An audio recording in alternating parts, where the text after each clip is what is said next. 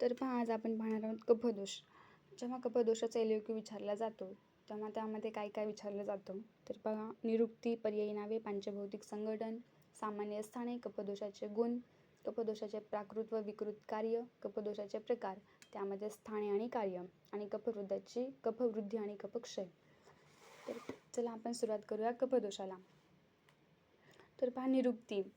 केन फलती इति कफः. ज्या द्रव्यामुळे शरीर घटकांची वृद्धी होते त्या द्रव्यास कफदोष असे म्हणतात.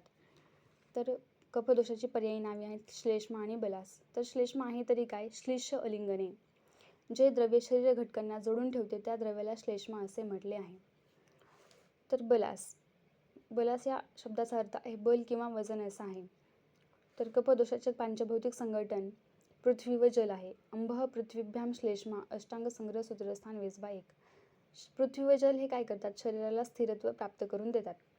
तर पहा, कफदोषाचे सामान्य स्थाने उरः कंठशिरः क्लोम पर्वाण्य अमाशयो रसः मेदो घ्राणं च जीवाच कपस्य सूतरामूरः अष्टांग हृदयसूत्र 12/3.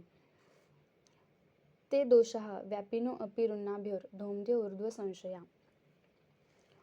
तर पहा, जे कफदोषाचं स्थान आहे ते उरस्थानी आहे, आणि पित्त आहे तर हृदय आणि नाभीच्या मध्ये असते, आणि वात आहे तर नाभीच्या अधोभागी असते.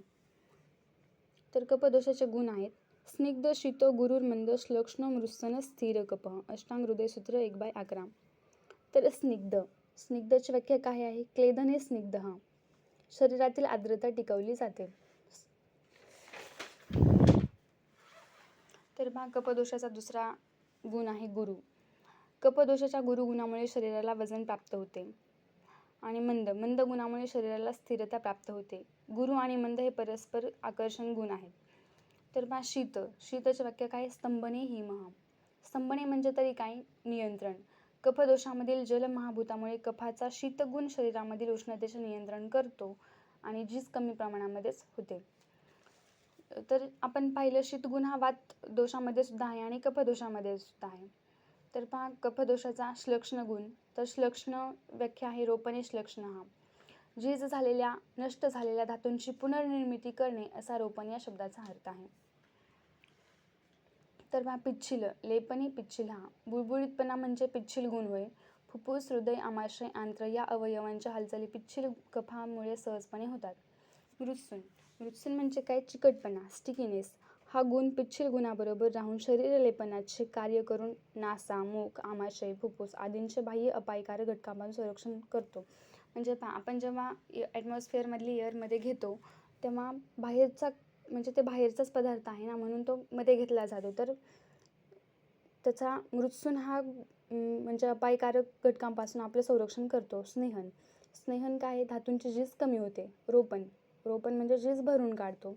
विशेष करून रस, मांस, मेद व शुक्र या धातूंची झीज भरून काढण्याचे कार्य कफदोष करतो. तर पहा, कफदोषाचं पुढचा गुण आहे पुरण म्हणजे काय? जागा भरून काढणे. कफदोषाच्या सांद्र व पिच्छिल गुणामुळे पुरण कार्य होते. इंटरसेल्युलर स्पेस जागा भरून एकत्र जोडणे. बलकृत, शरीराची श्रम करण्याची क्षमता, तसेच व्यायाम जास्तीत जास्त काळ करण्याची शरीराची क्षमता म्हणजे शारीरिक बल होय. स्थिरता, कफदोषाच्या स्थिर गुणामुळे शरीराची झीज कमी होते, धातूंना स्थिरता प्राप्त होते व त्यामुळे शरीराचे वजन कायम स्थिर राहण्यास मदत होते. आणि क्षमादिबी म्हणजे पहा, जे व्यक्ती असतात ते 3 प्रकृतीचे असतात. म्हणजे आपण म्हणतो पहा, व्यक्ती तेवढ्या प्रकृती, जसं 3 प्रकृती आहेत: वात प्रकृती, पित्त प्रकृती आणि कफ प्रकृती. तर ज्यांची कफ प्रकृती आहे त्यांच्यामध्ये क्षमा करण्याची ताकद जास्त असते, जसं की वात आणि पित्त कफामध्ये ते होत नाही. तर पहा, क्षमादिबी, क्षमा करणे, स्थिरता, अललूपता ही लक्षणे कफदोषाच्या मृदू, स्निग्ध, स्थिर गुणामुळे मानसिक स्तरावर निर्माण होतात. तर पहा, आपण पाहूया आता कफदोषाची प्राकृत व विकृत कार्य. सोमयव शरीरे श्लेष्मा अंतर्गतः कुपिता शुभाशुभानि करोति तद्यथ्या दादर्य शैथिल्यमुपचयं कार्श्यमुत्साहम् आलस्य वृषता क्लिबतां ज्ञानमज्ञानं बुद्धिमोहमेवमादिनी चापराणी द्वंद्वानीति. चरकसूत्र 11/12. तर त्यापैकी पहा, प्राकृत कार्य आणि विकृत कार्य. प्राकृत कार्य काय? दाढ्य, उपचय, उत्साह, वृषता, ज्ञान, बुद्धी, आणि शैथिल्य, कार्श्य, क्लिबता, अज्ञान आणि मोह. तर चला आपण डिटेलमध्ये पाहूया प्राकृत कार्य म्हणजे जसं की दाढ्याचा अर्थ काय, शैथिल्याचा अर्थ काय. दाढ्य और शैथिल्य. मांस, अस्थि, स्नायू व पेशी हे अवयव बळकट असणे म्हणजे दाढ्य होय. उपचय और कार्श, योग्य प्रमाणामध्ये होणारी धातुवृद्धी म्हणजे उपचय होय. विकृत कफामुळे धातू पोषण न झाल्याने शरीराचे वजन कमी होऊन मनुष्य कृश म्हणजेच कार्श होतो. उत्साह किंवा आलस्य.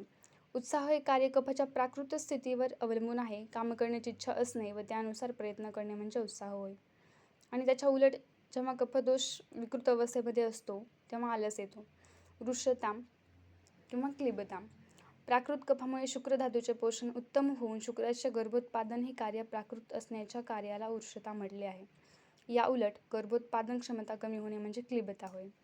ज्ञान आणि अज्ञान म्हणजे जसं की विरुद्धार्थी शब्द आहेत तसंच त्याचे प्राकृत आणि विकृत कार्य आहेत.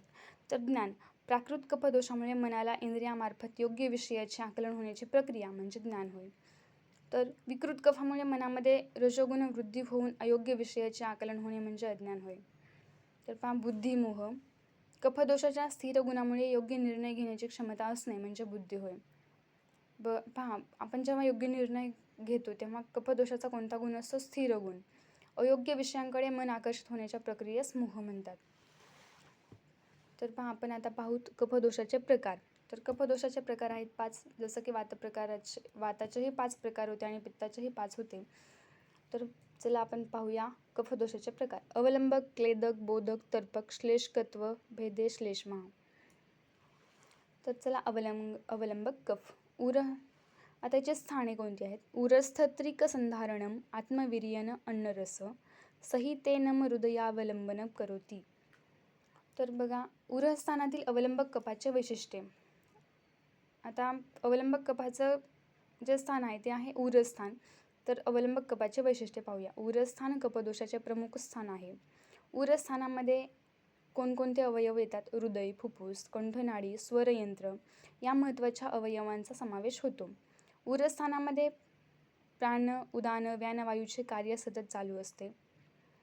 जसं की उरस्थानामध्ये अवलंबक कफ असतो तसंच प्राण, उदान आणि व्यानवायूचे कार्य सतत चालू असते. हृदय, फुफ्फुस इत्यादी अवयवांच्या हालचाली सतत सुरू असल्याने श्वसन व रक्ताभिसरण या क्रिया सुरू राहून प्राण व रक्ताचा पुरवठा सर्व शरीराला केला जातो. तर पाहूया अवलंबक कफाची कार्य. हृदयावलंबन, त्रिक धारण, अन्य कफस्थानांना बल देणे. हृदयावलंबन म्हणजे तरी काय? अवलंबक कफाचा स्निग्ध गुरु लक्षण पिच्छिल गुणामुळे कफदोष हृदयावलंबनाचे कार्य पुढील प्रकारे करतो. हृदयावलंबन या शब्दाचा अर्थ हृदयाला बल देणे असा आहे. तर काय हृदयावलंबन याचा अर्थ? हृदयाला बल देणे. तर हृदयावलंबन हृदयाची लवचिकता वाढवतो, स्नेहन करतो, हृदयाची कार्यक्षमता वाढवतो आणि संरक्षण करतो. ही हृदयावलंबनाची कार्य आहेत म्हणजेच अवलंबक कफाची. आता पहा त्रिक धारण. उर प्रदेशातील अवलंबक कफ त्रिक प्रदेश म्हणजेच पेल्विक गर्डल तसंच पृष्ठधारेचे स्वतःच्या गुरु स्निग्ध गुणामुळे धारण करतो व त्यामुळे या अवयवांना स्वतःचे कार्य करण्यासाठी सामर्थ्यवान बनवितो. तर बघा वार्धक्यामध्ये पाठीला बाक येणे, खांदे झुकणे ही लक्षणे वृद्धावस्थेमध्ये झालेल्या अवलंबक कफाच्या क्षयाचा परिणाम असतो. तर पहा वार्धक्यामध्ये आपल्यामध्ये वाताचं प्रमाण वाढतं आणि कफाचं प्रमाण कमी होतं.